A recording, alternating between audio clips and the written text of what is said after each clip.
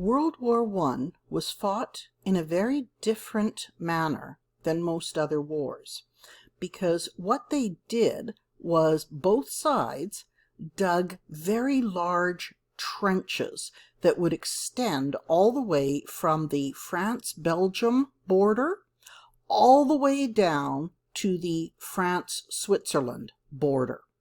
If you are not familiar with the word trench, the word you see right here, I'd like you to do a translation of it, and I'd like you to do an English dictionary lookup on it. We're going to do this lesson in 2 videos. The first video will be about the 3-line trench system. So what would the system of trenches look like if you were a bird flying overhead? In other words, the aerial view. In the second video, we are going to look at the side view of a trench, so what was actually inside a trench. And then we are also going to look at something called tunnels. And again, if you're not familiar with this word, I would like you to do a translation and look it up in an English dictionary. So let's get started. The 3-line trench system was 3 different lines, obviously. So there was a front line, a secondary line, also called a reserve line, and the last one is called the rest area or rear area. Now this part here is not an actual trench. This is a trench, this is a trench. For the Allies, this area was more like a flat area that was like 10 kilometers behind the front line. Let's talk about the front line, because it was the most important line, because that's where all the fighting was done. The trenches were not dug in straight lines, so it's not like plowing a field. Instead, there were many corners to turn. Now, why would they do that? Seems to make it very hard for the men to move around in the trench, but it was for the protection of the men. Because if an enemy soldier got into the trench with a gun, all they had to do was stand in one spot and fire. And if the line was straight, if the trench was straight, they would just keep killing more and more men. But if there were corners, then the men would be protected around the corners.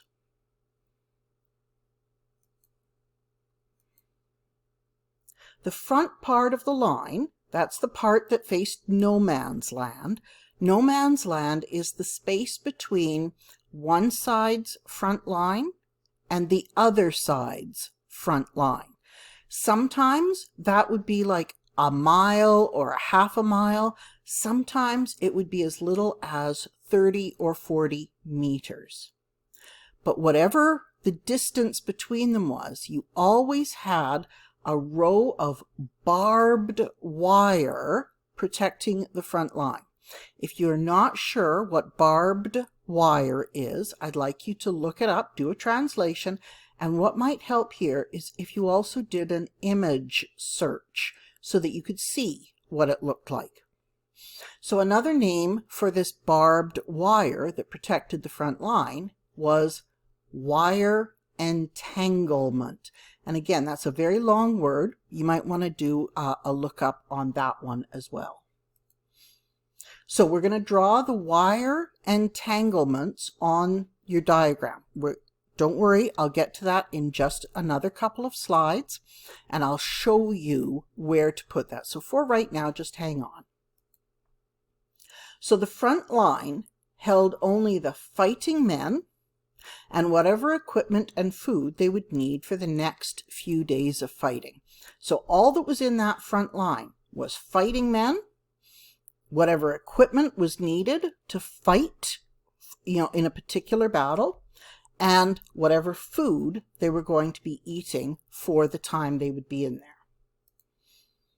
So we're also going to draw the front line and the wire entanglements on the right side of the box on your paper. So let's take a look.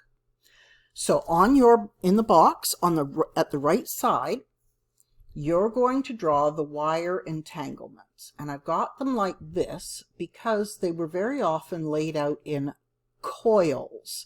If you're not familiar with that word, it is spelled C-O-I-L-S. You can look that one up as well. So they had all of this wire here. Now, here's the front line, and you'll see what I mean by there being lots and lots of corners in them. Now, you'll notice that it's not a regular pattern.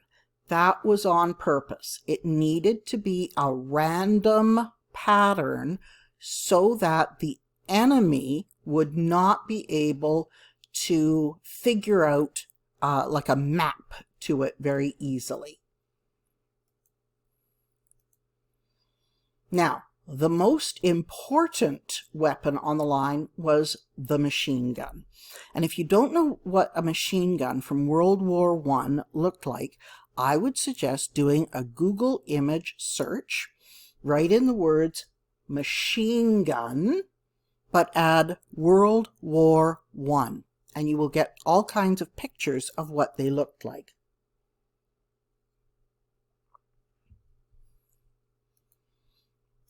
Now, the machine guns would be placed in the most forward positions.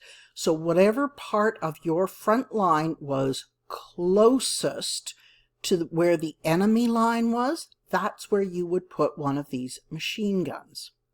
And then they added barbed wire, so more of that barbed wire, so that the enemy would be funneled into the line of machine gun fire. And again, if you don't know this word, you might want to take the ED off and just look up the word funnel. Okay, I'm sure you can all do a translation of that, and as soon as you do a translation, you'll know exactly what it is. So on the diagram, we're going to add X's to represent machine guns, and then I'm going to show you how to add more barbed wire to show how the enemy would be guided into position so that they could be, well, quite frankly, shot.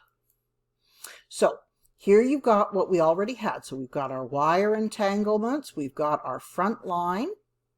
So now we've got our machine guns, and you'll notice how they're all in the most forward position, so as close as possible to the enemy line.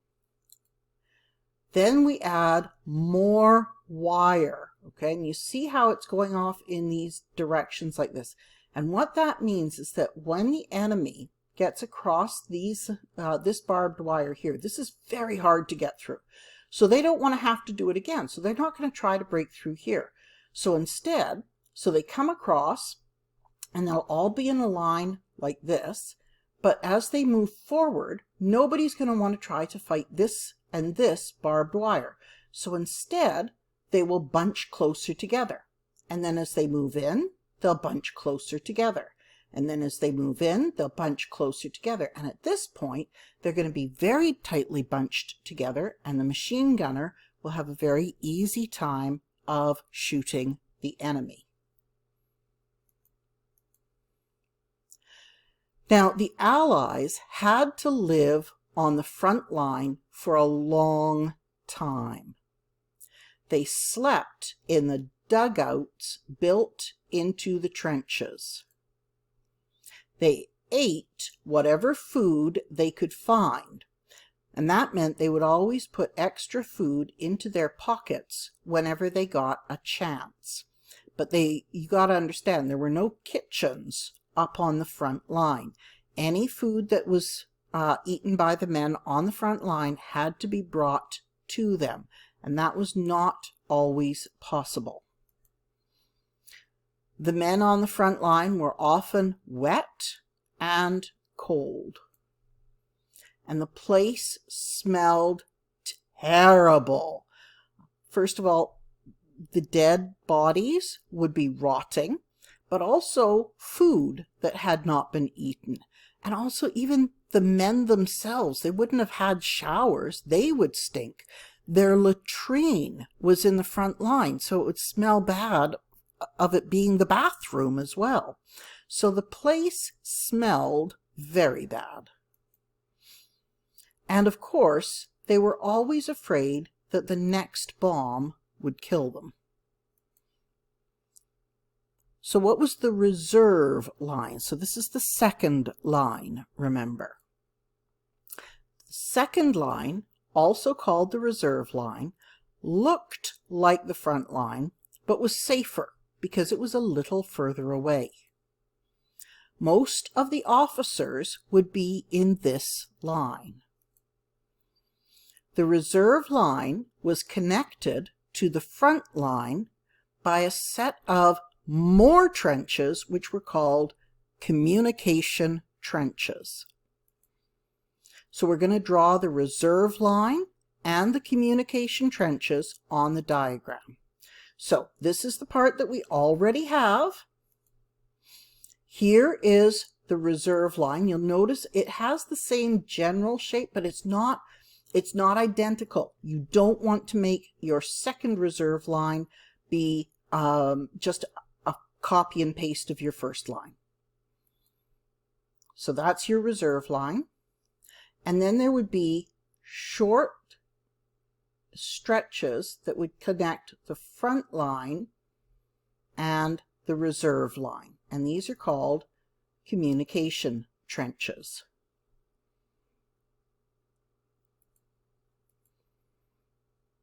The reserve line held everything that the men on the front line might need. More weapons, more ammunition, more men, a field kitchen. So you remember I said all the food had to come be brought to the men on the front line. Well, the field kitchen was in the second line, and the cooks would bring these big pots of food up to the front line using the communication trenches. There would be an aid station, and this would be an area for the medics. Medics were medically trained soldiers, and their job would be to stop the bleeding so that a soldier could reach the field hospital or the rear area. So this was not a hospital. It was more like a place where somebody would be patched up so that they would live long enough to make it to the field hospital. And finally, there's the rest or rear area. So the rear area was about 10 kilometers behind the front line. The rest area contained heavy artillery. That would be the big guns, like the ones that shot mortars and heavy shells. Hot showers and a delousing chamber. Lice was a really big problem, and so they had these big pots that you would put your clothes in, and it was full of chemicals to kill the lice. There would be a hot kitchen. There would be a playhouse where the men put on shows, played cards, painted, wrote. There'd be a field hospital, and there would be a pub. So we're going to add this information to the diagram on the next slide. So, okay, so we've got all of these things that we've already put in. So the rest area is about 10 kilometers behind the front line. And here are all the things that should be there. Now you'll notice no line, because this is not a trench. It is an area. Okay, so we're going to stop now, and I want you to finish your notes and then go to part 2.